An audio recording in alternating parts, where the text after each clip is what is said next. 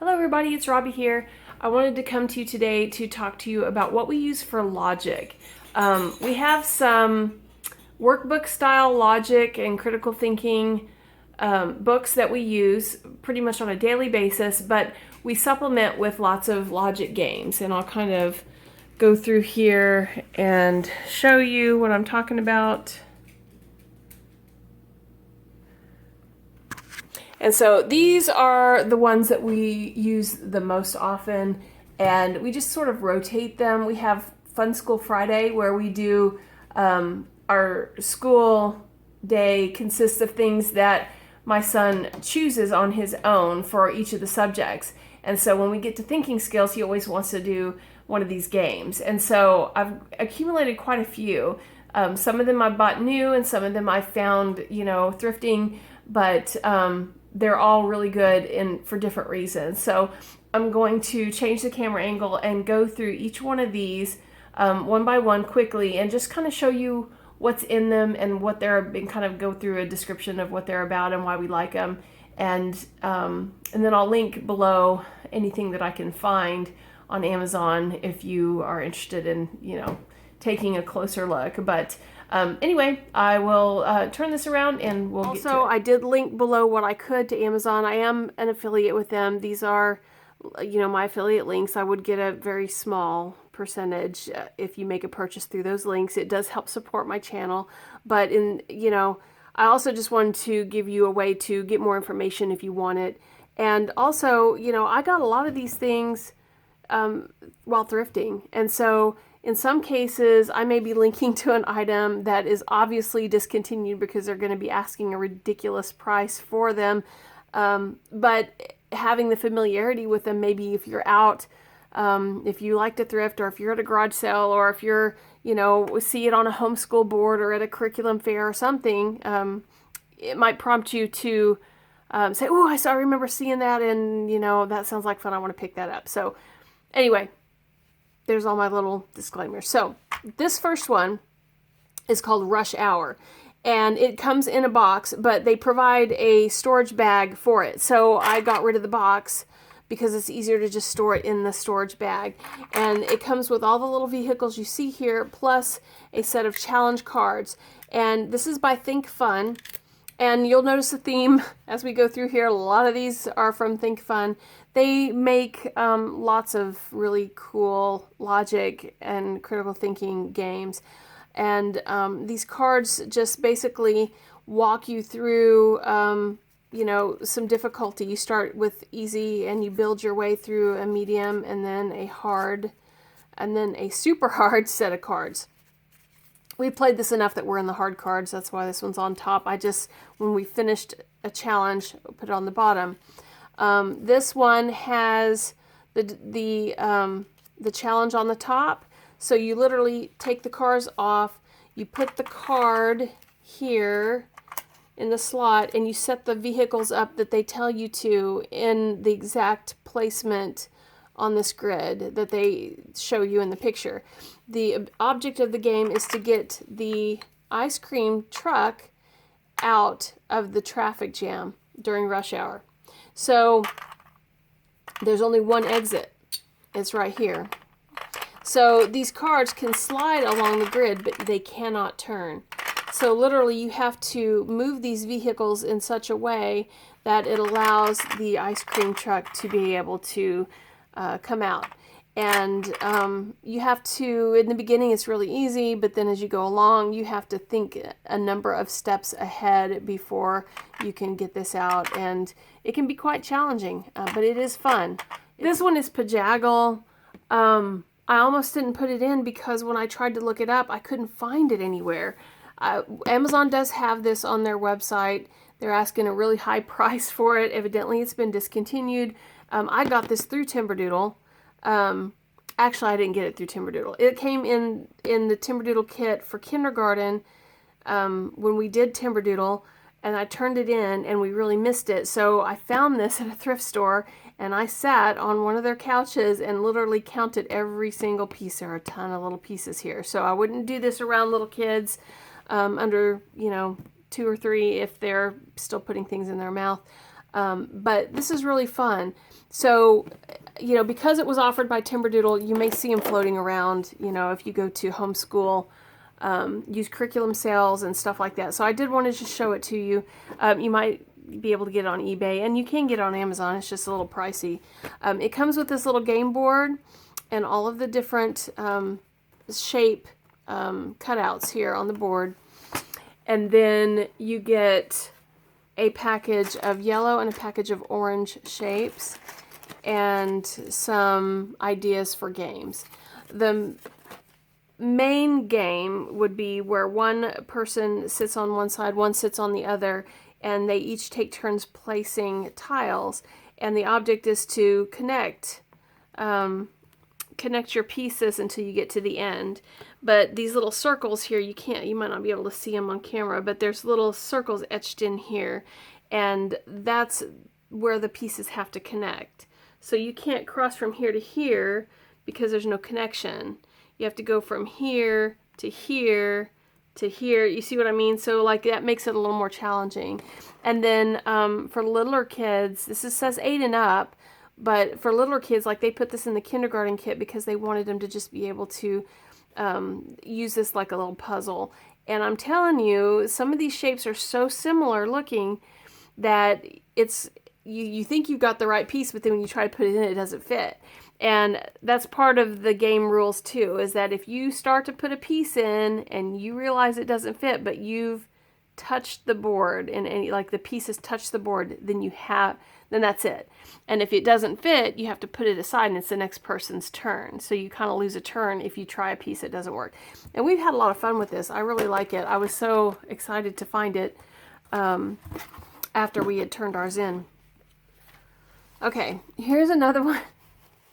I promise these won't all be like this, but here's another one that I almost didn't show you because when I looked it up on Amazon, the price again is really high on this. So I'm guessing it's either been discontinued or it's hard to find or whatever. I did find it. I did link it. But again, I wanted to show it to you because this is actually his all-time favorite game. And I found this one at a thrift store. So it actually comes with a set of cards, which I almost forgot to show you. So these are the challenge cards. This is the little game board, and it comes with a bag. So I got rid of the box. This guy's magnetic, and all of these little planks are magnetic as well. So just, anyway, forgive me for showing you this, but I didn't want to skip it because it is well loved. And, you know, I found it at a thrift store. You might find it, you know, have it in the back of your head. If you see it out there, just know it's fun. And again, it's by Thinkfun. And again, you can get it on Amazon or maybe eBay or whatever. But each of these challenge cards has a layout, and you place it. This one is just for storing the pieces. This one comes off, and all these pieces come out of the board. These are little stumps. These are planks. You put this in there, and you put the planks that match, only the pieces that match up here. So everywhere there's a hole, you put a stump. Everywhere there's a shadow, you put the corresponding plank. And then this little guy has to go across the water by only walking on the planks and the stumps. And he can carry the planks that he's walked across to another spot. So like you could carry this plank to this spot and then walk across here and then come back and get this plank and then walk across here. And yeah, anyway, I'm not sure. Oh, here, you'd put it. No. Anyway, I don't want to try to solve it because some of these can be quite challenging. Some of them are really easy, but they do increase in difficulty as you go along. Pretty typical for Thinkfun.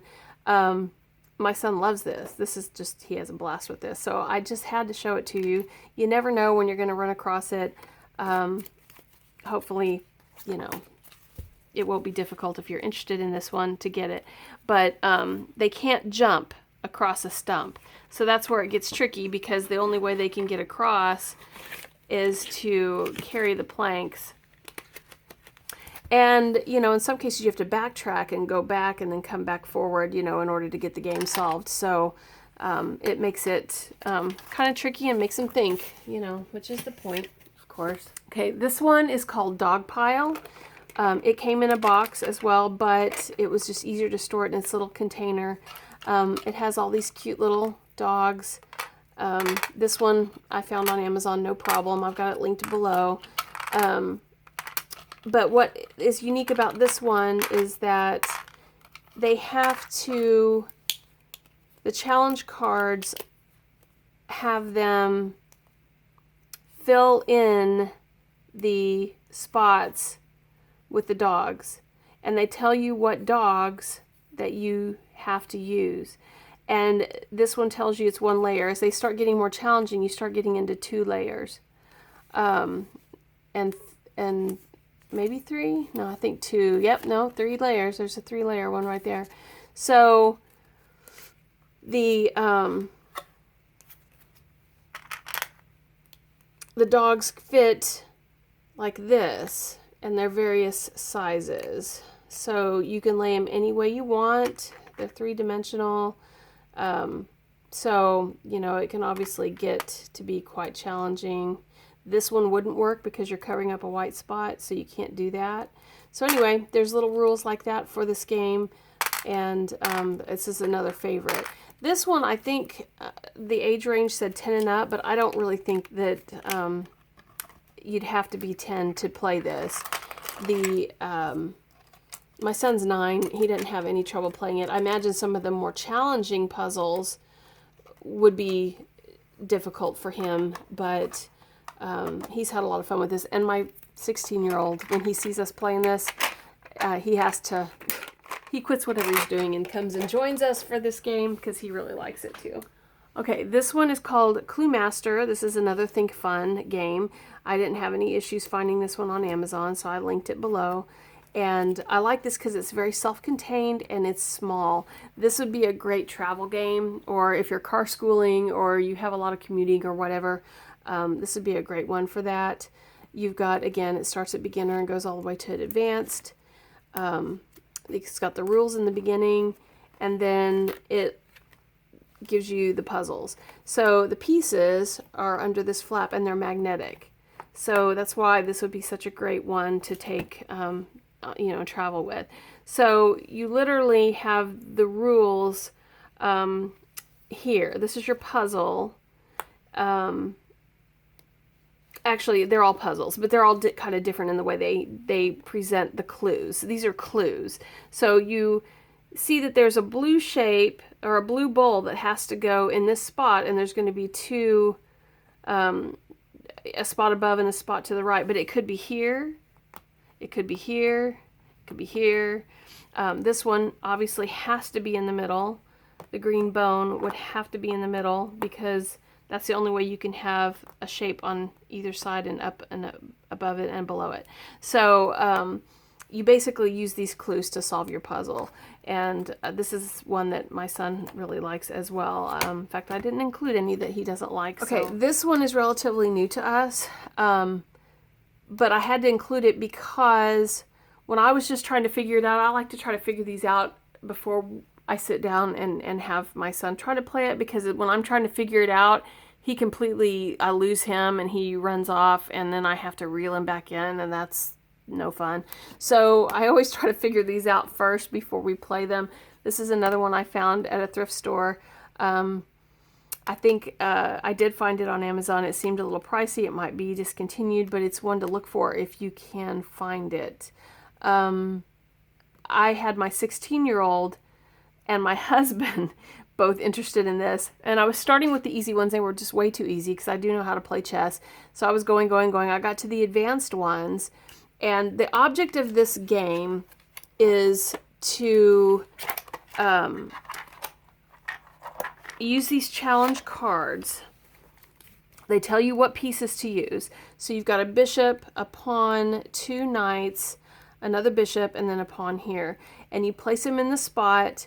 This is where the number is. This is the end of your board game. So the pieces can only move in the same way that they could move in a chess game. So the bishops can only go, diagonal.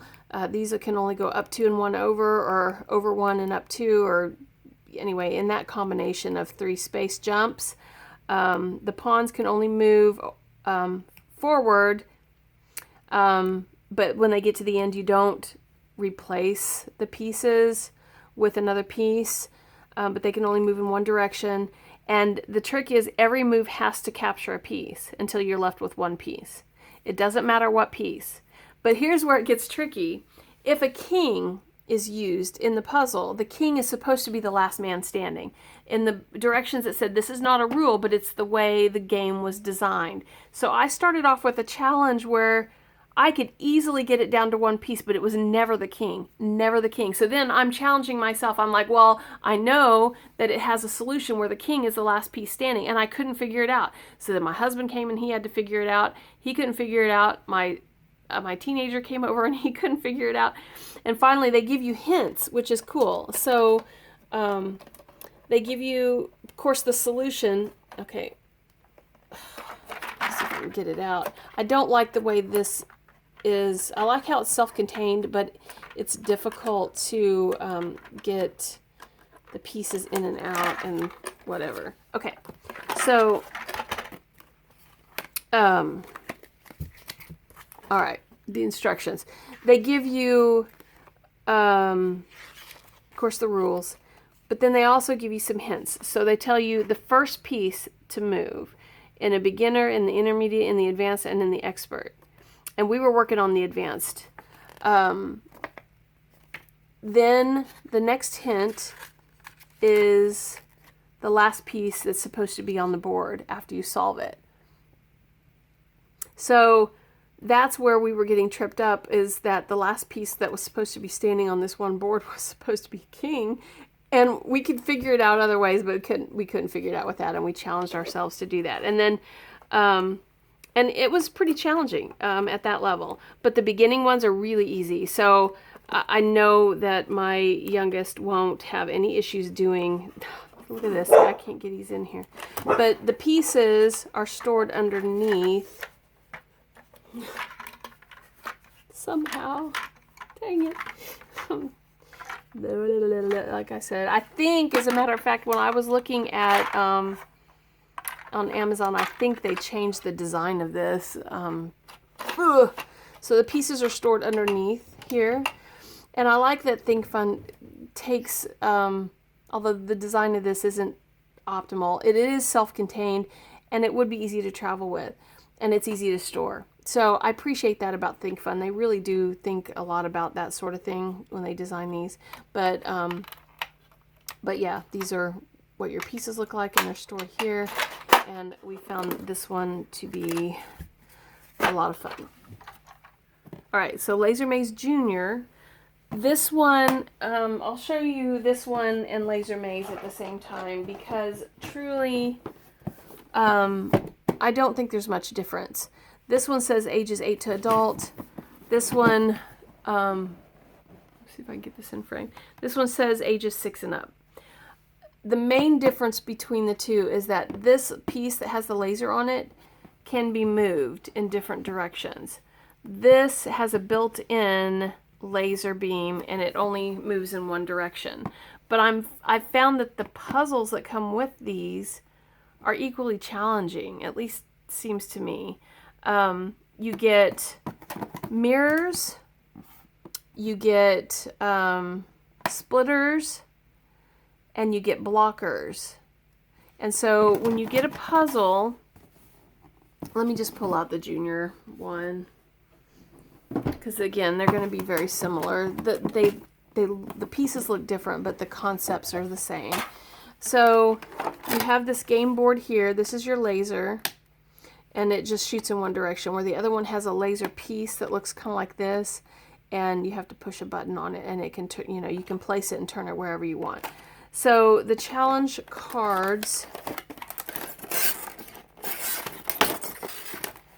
are here, and you basically, it tells you what pieces to put where, and then pieces that you're going to have to add. And the object is to get the laser beam to go to the target. These are your targets here. And when the laser hits the target, it lights up. So you notice the target has an entrance point, and the laser can only enter at one spot. So if you have this turned the wrong way, it won't light up. So it'll tell you here, if you place one, that it has to be in this block and facing this direction. And so this is a splitter. So, and then you have to place the two mirrors. So the splitter will take the laser and bounce it off here and then split it through there. So it goes in two different directions. And then the mirrors just bounce the laser beam off. So this is really fun. This can be really challenging. And, you know, you can let them explore their options. I find that mine really does still have to just kind of place it, try it, place it, try it, place it, try it. And he's not at the point where he can think ahead enough, at least on these harder ones, to place all the pieces in and turn it on and have it work. So, you know, it's a good way for them to learn about how this kind of how this kind of thing works, you know, to develop those pathways to understanding, you know, how to get this from one place to another when you're bouncing off things. It's a good lesson in geometry by doing that. And so anyway, we really like this, and I have both. Really, for the most part, we just play this one, but I have the other one. We'll probably switch over at some point just for something a little different, but they're both basically the same. Okay, so this is Cool Circuits. This was a birthday gift, so we got this new.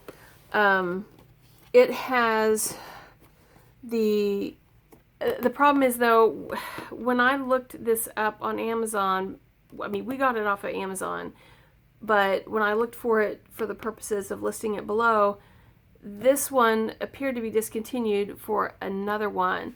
And the main difference appears to be you get a challenge card, and then you have to place these pieces, and it tells you what pieces that you have to use until you connect them, and then it will give you a sound. If it'll let me, it won't. I don't have the pieces in there to do it anymore. Oh, there it goes. See, it plays music. And it has to finish. So,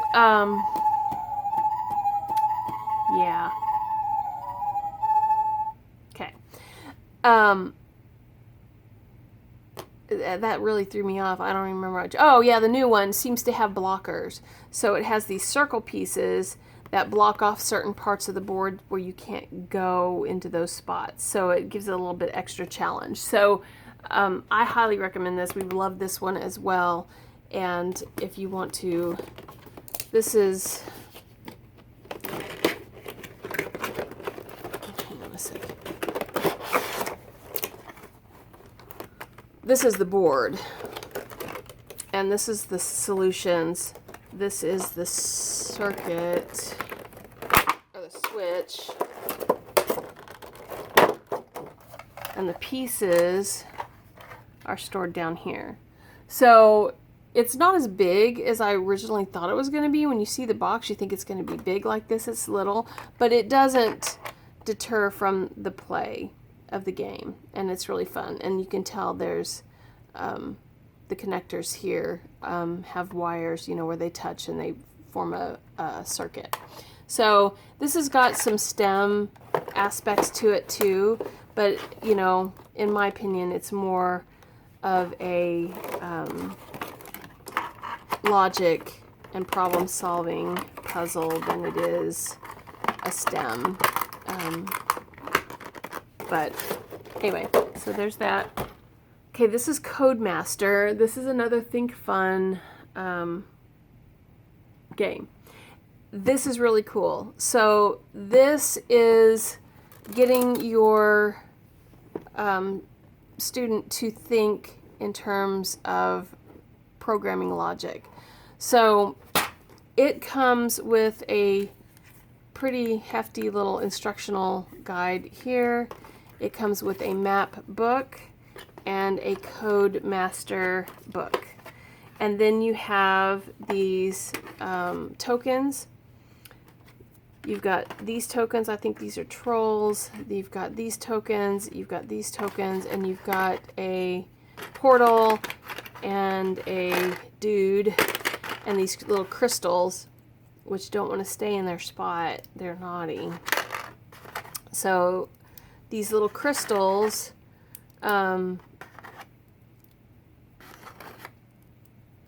okay, so what you end up doing is you get a map, and each map has various levels of play. So we have, you know, the greens are the beginner levels, the intermediate levels, the expert or the advanced levels, and the expert level.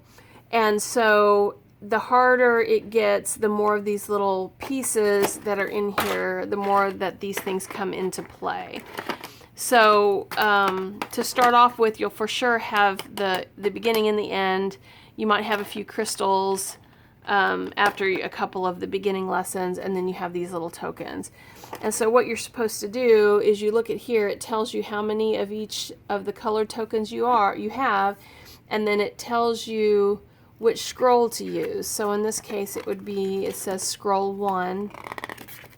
So you go to scroll 1, and this is your code. So this is where you're writing the code to get your objective, which is to get your guy to the portal.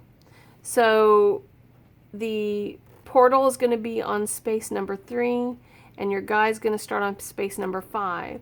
And then you've got these channels that are different colors. So you have to sit here and think, okay, how am I going to get this guy to this guy using these colored channels? And once you figure that out, you place your code here, and then you test your code to see if it works. And if it works, then of course you win the challenge. So as it goes along, you'll see that these little gems come into play, and it'll tell you the gem needs to go on number 1, and you have to go onto that space to collect that gem. So if a gem's there, you have to collect it. And then as it goes on, it brings in some other spaces, some other tokens, and increases the difficulty. You've got these trolls that do stuff, and so we haven't gotten that far into it at this point, but this is really fun, and I like the objective of this, you know, to get kids thinking in terms of coding. Okay, Qbits. This is a lot of fun. This is patterning, and it says ages 8 and up, but I know you can use this with younger kids. I know we used it when my son was younger. And you can do it one of several ways. They can do it independently, and they can take these cards and they can just match the pattern.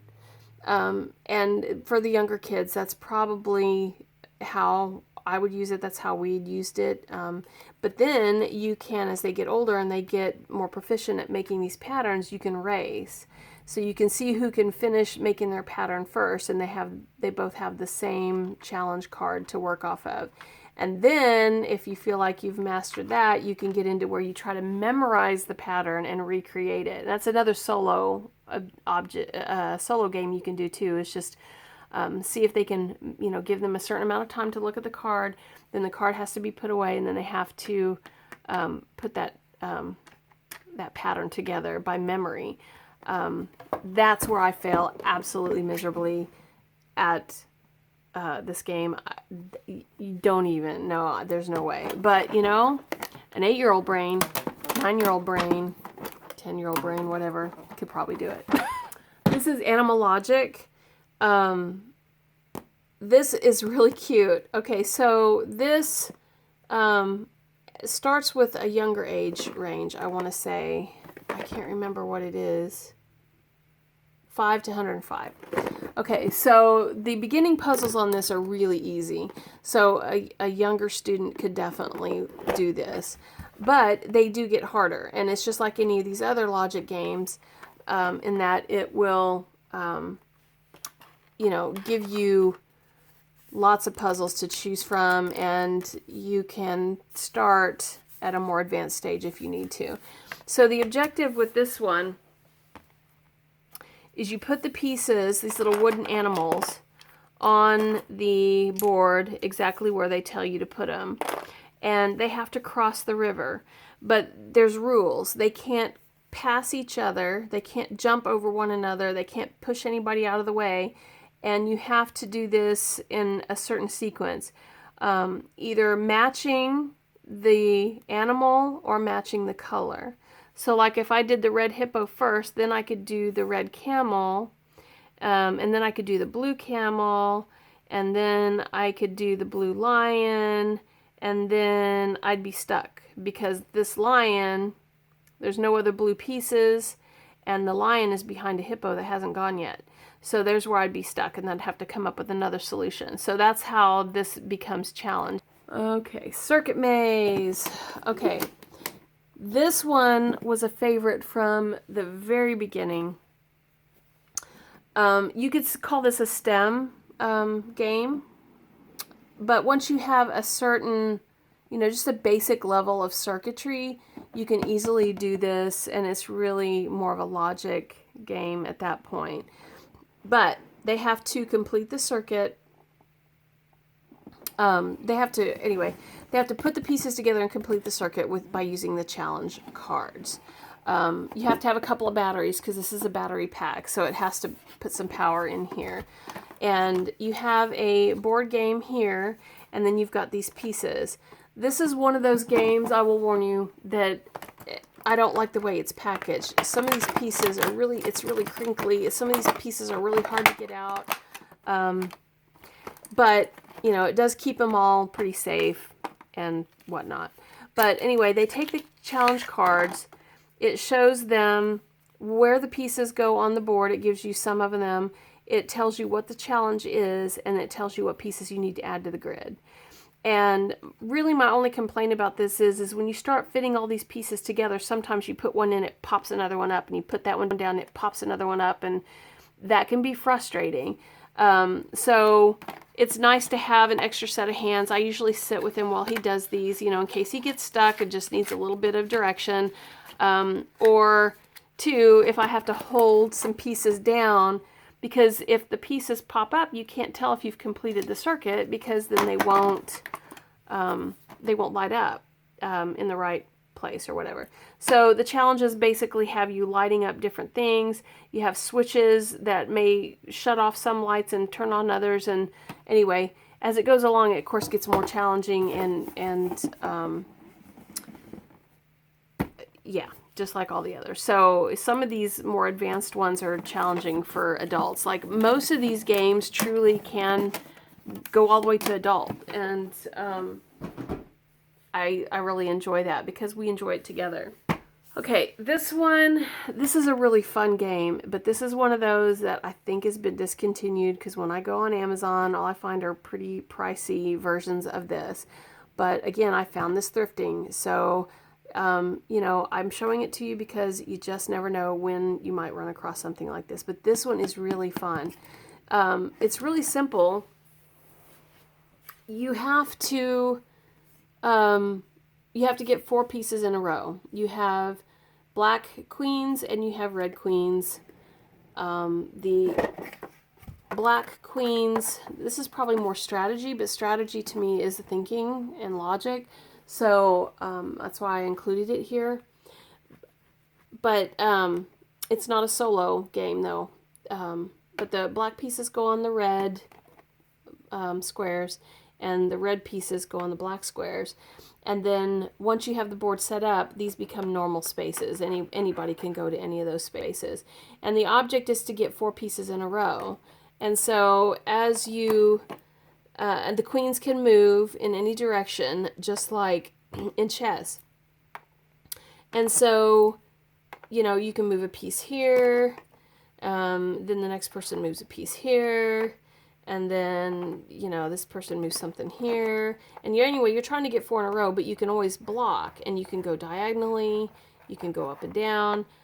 It's just a really good game. Very simple, but very thought-provoking. I mean, you have to really think before you make your moves on this game. and it goes pretty fast, but anyway, it's good. So again, I apologize that it's not just readily available, but it's out there. You might have to find it secondhand, but it's a good one. Okay, so this is Gravity Maze. Gravity Maze is also by Thinkfun. And this one, you have marbles that you have to drop in a starting point and end up in a target point. And so the challenge cards will tell you what pieces you have to use, or at least place on the board, and then you've got other pieces that you have to figure out which way they go in order for the marble to end up in the target. There we go. So the board looks like this, and the pieces look like this. And sometimes the cards will tell you to lay the pieces this way or this way, and they just fit into the board like that. The target piece looks like this, and then you get 3 of the marbles, and depending upon the challenge, it depends upon how many marbles you use. And the harder it gets, the more of these towers you're going to use. And so the towers have these little sections here, and the marble can go in one way and out another, and you can turn it into different directions because it's 3-dimensional. So the marble can go in and out of here in different ways depending upon how you turn it. And it will tell you in the challenge card, this is one of the beginner ones, these little dots correspond to dot patterns on the towers. So this one has 2 dots here, here, and here, and nothing here. So if the blue, or like in this case, they want a purple, so the purple one has to go on this spot on the board with the dot pattern matching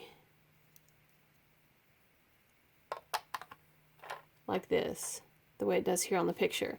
And then the target has to go in this way, where you have the dot patterns 2, 2, and 1. So it has to go this way. And then it tells you that you have to add the turquoise and the green tower. And then you have to somehow get the marble to go in one tower, go through all the other pieces, and into the target. So that's how this works. And of course, it'll get more challenging as it goes along. In fact, you'll get to where you have to stack multiple towers, and it'll tell you when you have to do that. There's a gray one and then an orange one that stack, and you have to line up the dot patterns. So yeah, that's how that one works. This one's a lot of fun. Okay, so this one is called Pixie Cubes. This one is from 1 to 4 players. It's ages 6 and up. This one is kind of like the Qbits, but just a little bit different because you have different colors and different patterns on each cube. So you can play it the similar way to the, in fact, we've never even pulled these out. We've only used these so far. But they can match the pattern when they're younger. They can design their own patterns. You can try to memorize a pattern and then recreate it, or you can play with multiple players and each one gets a card and you race to see how fast you can get your pattern done. So there's a number of different ways to play this. So they have a speed game where you can divide the cubes so all players receive one of each cube pictured below, and then they race to see who can get their design done the fastest. You've got the memory game. Again, you can divide the cubes up, and then they have to try to memorize the design and put it together. This can be done with design, so this is a great way to exercise the it's logic and pattern recognition, so it would be working both sides of the brain. So I find this is really fun. My son really enjoys this one too. And I found this on Amazon, no problem, so I've linked it below. Mastermind is a game that I played when I was a kid, and I'm sure many of you are familiar with this, but you have all of these different colored pegs, and then one person will create a, this comes off, there, will create a pattern with the pegs, and these are used for scoring. So, well, they're used for scoring, and I'll tell you in a minute. So you can create the color patterns in whatever order you want. You can duplicate colors if you want to. And then the person that sits on the other side will start guessing because there's this little shield here. They can't see what you've done. And so they start guessing. And then you use these pegs to indicate what they got correct. So this is how we play, and it may actually be different than the way we do it. But the red means they got the color correct and it's in the right spot. The white means they got the color correct, but it's in the wrong spot. So if they do a guess and I put a red peg here and a white peg here, that means that they've gotten one of these colors are correct and in the right spot. One of them is right but in the wrong spot, and the other two colors are wrong. They don't know which one is which, though. So then they have to guess again. And then I put more pegs in and more pegs in and more pegs in. So they have to try to guess before they get to here. And however many times it takes for them to guess is however what their score ends up being. And you use a peg to indicate their score. So if it took them, 10 tries and they get a 10, and then the next person only gets 5 tries, they get a 5. And the person who actually ends up here first ends the game. And the person with who's left actually wins. So that's how that's how we played anyway. I didn't actually look at the instructions again. I just kind of went from memory on how we did it. So if I am saying it wrong, then in some way, please forgive me. But I'm pretty sure conceptually, that's how it's done. As far as technically which color pegs work for whichever score, I'm actually not completely positive about that, but this is a classic. And then this is the last one I wanted to talk about. This is called Tic Tac Twice. This is supposed to exercise the math portion of the brain. It's not really math, but it's, I guess the way it's designed, it works that part of the brain, I guess. It's basically kind of like, gosh, that scared me. Okay, so Tic Tac Twice has 2 game boards, and the object of the game is to get 4 in a row. So we have 2 colored tokens here, the purple and the yellow. So when it's your turn, you take one of your tokens and you put it on one spot on this board, and then you put it on the same spot on this board. So it keeps the other person kind of guessing what your strategy is, and you have to keep track of 2 boards to make sure that if somebody's about to get 4 in a row that you can block them. And anyway, it's a really simple game, but it just, because you've got 2 boards to keep track of and you have to get 4 in a row, it just keeps it challenging that way. So you can get diagonals up or down, just like in tic-tac-toe as well. So anyway, this is Tic Tac Twice. It's a very simple game, but it is fun. We do really enjoy it, and it requires, a lot of logical thinking and strategy to do it. That's it for my logic games. We have quite a few, but we have so much fun with them that I like having a variety. And hopefully this gave you some ideas and some information about some of these games if you decide you want to look into trying to get some of these for your own personal collection. So thank you so much for coming by my channel today. And this was long, so if you've stuck with me this long, thank you so much. If you like this kind of content, please do like my videos, subscribe to my channel if you haven't already, and we have more content to come. This is the time of year when people start looking at resources for summer learning, which and it's also a time when people are starting to try to piece together their curriculum or get ideas for what curriculum they want to use for the upcoming school year. So tax refunds, a lot of times have come in by now or are coming in, and so I'll be doing lots of reviews here in the next few weeks. So again, thank you once again for coming by, and I really hope you have a great rest of your day.